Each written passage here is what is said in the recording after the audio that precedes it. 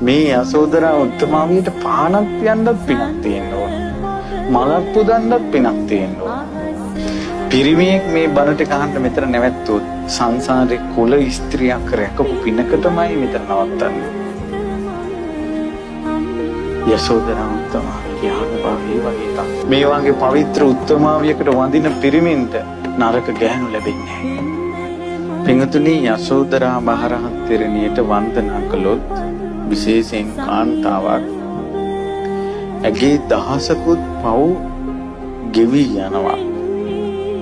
එච්චර අනුභවයි යසෝදරා උත්තමාවියට කරන වන්දනාව.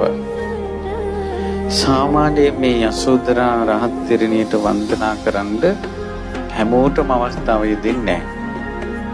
ගොඩාක් අයට මේ අවස්ථාව මග හැරෙනවා. සාමාන්‍යයෙන් යසෝදරා රහත් තෙරණියට වන්දනා කරන්න